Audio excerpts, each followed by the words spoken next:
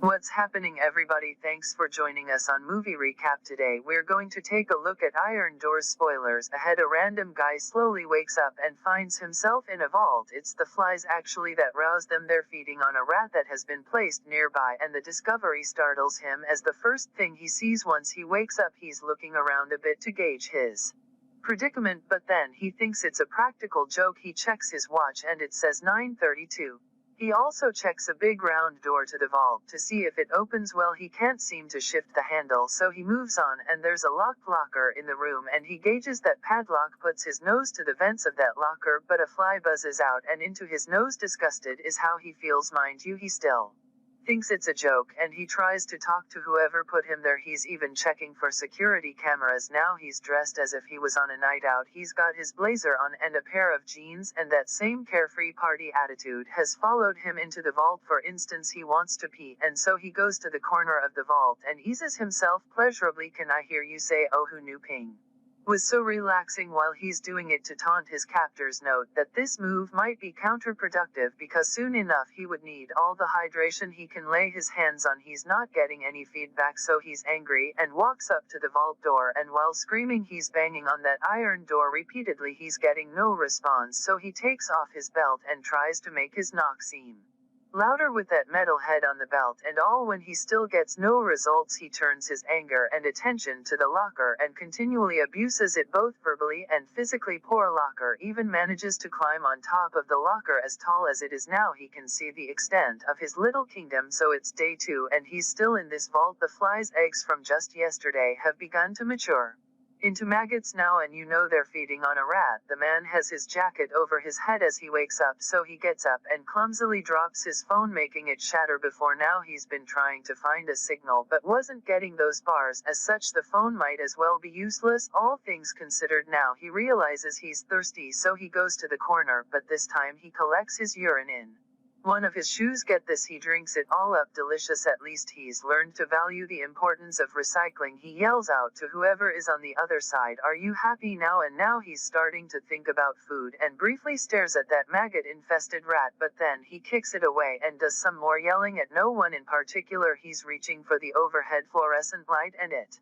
rattles a bit. He probably played basketball in another life, and this is when he spots a key inside the light. With his eagle-eyed vision style, he brings that light down without damaging it and finds the key to the locker. While he hesitates before opening it, there might be a dead body inside or something even more dangerous, who knows? But when he does open it, he finds 2 canisters of gas and a blowtorch. There's some goggles too, and a hammer with a high-caliber chisel. Now he's no mechanic or artisan, but slowly and surely he gets around assembling the equipment. He tests the heavy door with the hammer and chisel, and then he fires up the blowtorch, turns it towards the sprinkler system in hopes that it would rain, but nothing happens. At least he has a blowtorch to distract from his desperate situation, and now he tries his luck on the big door proper. It fires and blows, and he checks to see if there's a dent, but nope, there's nothing. So he becomes angry and starts trashing the place. Problem is, all he has to really vent his anger upon is that locker and dangling fluorescent. So when he gets tired of kicking that locker, he sits on the floor and he starts to talk to himself. Probably going crazy already, and only on the 2nd day, and that's a record for the fastest time going crazy while in isolation. Otherwise it ought to be a test of his resilience, and the voice in his head even talks back. One good thing though is that it points him to a small hole in the wall, and so he picks up the hammer and chisel to work this angle. Well, then he gets angry when a chip flies off the wall into his eye, starts cussing, but you gotta go on. Eventually he achieves a reasonable dent in that wall, but he's extremely drained. He's looking at that dead rat now, and then he tries one maggot for taste. Not bad. He then picks him all up, a handful of them, and throws them into his mouth and goes off to pee in his shoe and flushes that maggot protein down, and then he almost pukes. But you know what we're feeling, that one too. So, and after all that, he has a little strength. Ha, who knew maggots with urine on the side could double as an energy snack? Soon enough our man strikes some metal wall reinforcement, and now it's blowtorch time, and he's able to cut through the rods. Now it's a small hole that might not yet fit a man, but it's something nonetheless. He ends up going to sleep, and Later on he's woken by another buzzing fly. Well, that sleep really didn't do anything because you could still see he's drained, so he resumes chiseling, and soon enough he's encouraged because it seems that he's broken through to the other side. Well, now he's motivated to put a lot more work in, so he chisels and chisels till that hole is big enough to squeeze himself through. Now once on the other side it's the same story, and he's frustrated. It's another vault similar to the one he just left, but with a minor change in the furniture and decor. Unlike his, which came with a locker, this vault has a lamp and a coffin. Of all things, he quickly stretches into the hole to get that chisel from the other end, so we don't know what's lurking in that box, and he has to defend himself. He slowly opens that lid and surprise, it's a sleeping African beauty. Well, that same beauty screams at the top of her lungs when she becomes conscious, and she even slides through the hole to visit his vault. She's imagining that he wants to kill her, and you know what, no one can blame her for that. He's trying to explain their situation to her, but she's not buying this, so the man puts out the lights on her side and goes to sleep in her coffin. On her part, she tosses the rat to him and tries to ease herself in the corner. Welcome to day 3, the man sleeping in until a woman climbs through the hole and firstly gets rid of that rat, which is anywhere but where she is presently, and she wakes him up by turning on some fashionable lamps. She's urging him to continue working on that wall while he's clumsy and exhausted even after sleeping, and he might be able to go on if she can lend a hand. He asks her to hold the chisel while he tries to hit it, and she does, but as the hammer's about to be applied she takes her hands away to avoid the blow. Well, she's afraid for her hands, so they decide to switch places, so he holds the chisel while she hammers away, but problem is her blows are a little weak and barely leave a mark on the wall, and he starts laughing at their progress so far, as if that'll compensate for his thirst and hunger. But you know what, she continues chipping away at that wall while he's all reminiscing. Soon enough she hurts her finger and also wants to go pee in the other vault. Well, he follows her indecently, and she's thinking he wants to take advantage of her, so she holds up a sharp piece in self-defense, and now he has to explain to her the art of recycling piss, so he pretty much wants her to pee in his shoes so that he or they can drink it up and stay hydrated. Well, that's a bit extreme, and the woman knows that too, so she refuses to pee in his shoes. Maybe with a little convincing she will, or even the prospect that he might die from dehydration, and she'll be left all alone to break through the wall with her delicate muscles. In essence, the man lays the facts down: he's got to drink some liquid or else their chances are slim. So she picks up a shoe from the floor, asks that he turn around. After multiple tries from her over her dignity and decency, he agrees to turn around, and when she's done she hands that shoe to him and he drinks up and even has the mind to leave some for her too, and she drinks. Now the man eyes the maggot factory of a rat again and samples a juicy maggot. The woman almost pukes at the sight, so they're back at her side trying to break through a new wall, and the woman starts crying. Is she being punished for something she did? You'd imagine both of them are. Well, to cheer her up he starts his singing, and she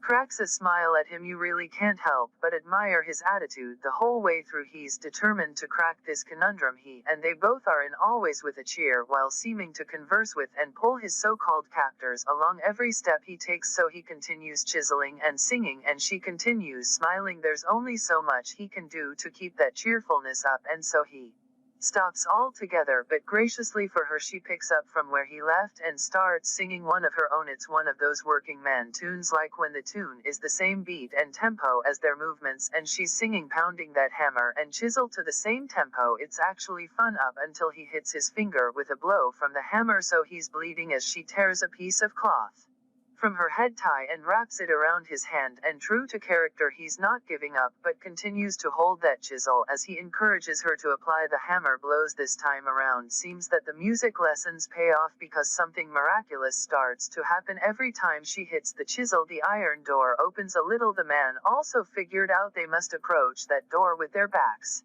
turned and not look, otherwise it starts to close again, so they approach the door with their butts first. By the time they're close enough to it, it opens completely and lets them in, or rather they let themselves into yet another strong room similar to the last two. Now this one's comprised of a singular gravesite. There's an odd red tombstone with no inscriptions on it, placed as it should be, while marking a hole dug up in the ground that is typically big enough to take an adult-sized coffin. Now this puzzles them somewhat, just like the other strong room, except this is more dramatic, even more so. The source of light for this room is a fallen chandelier. Maybe they can try out the same method from the other room that got them this far, and so without trying to look, they're chiseling and chip a little at a time with their backs turned to that iron door, but nothing happens, and so the most sensible thing to do is dig deeper into the grave. It's hard work digging a grave, even if in their case most of it is already done. Now the man's exhausted for having to break through anything for 3 days straight without adequate food and drink. It isn't long before he collapses and can't go any further. He essentially gives up. Now the woman tries to console and encourage him, but with his last strength ever he points that chisel at her and threatens her if his captors don't free him. It's a bluff, however, on both sides of the game. I mean, he doesn't even have the heart or strength for it, so let it rest. He's so weak he can't even lift an arm, to talk less of himself. He's so weak he can barely lift an arm, and she tries to help him up, but he's not budging. She even slaps and kicks him to motivate him in her own way, but still not responding. She carries him over to the edge of the grave and is able to lay him down properly, and then she starts to cry for being overwhelmed at everything. She also has the sense to feed the man her tears. Maybe they can revive him. Well, he recovers long enough to feel his hands on her chest. Her heart is pounding. What if these are their last few moments alive? How would they like to spend it, irrespective of his exhaustion? The man isn't even averse to the company of a woman in his dying moments. Apparently, of all the things you can't do if you're drained of energy, sex isn't one of them. Turns out you can still make love to a partner come hell or high water. Or is it of ill health and high fever,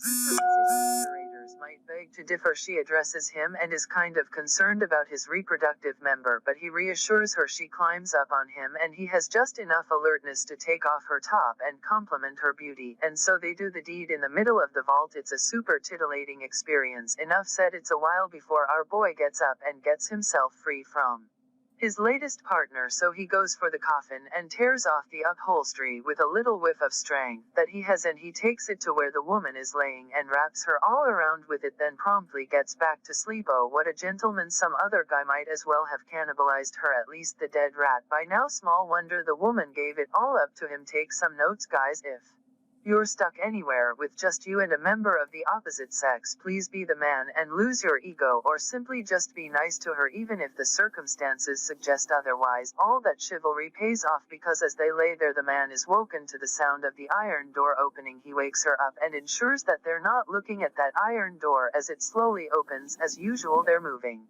with their backs and bumps to the door. Slowly but surely they can barely manage to walk, and as that iron door opens there's a bright light. At last they're freed, and now it's back to the civilized world, and not so fast, people, because we're seeing what these two see, and it's some kind of paradise. Yes, instead of opening up to the real world with probably bank staff milling around or something saying they've been in 3 vaults so far, or perhaps an abandoned bank building opening up to a street with cars. In real life, rather, we see a paradise, Adam and Eve style. Really not what I was expecting, but these two seem to be happy and relieved for their sake. I also see a waterfall in the distance, and that was the movie. Thanks for chilling with us to the end. This was our recap of Iron Doors, a 2010 German 3D thriller film directed by Steven Manuel. Our 2 stars of the movie are Axel Wedekind and Ranjan Onyoni. If you guys felt the recap, go ahead and throw a like, and if you like the channel, well, hit subscribe. Make sure you hit that notification bell for more content. Until next time.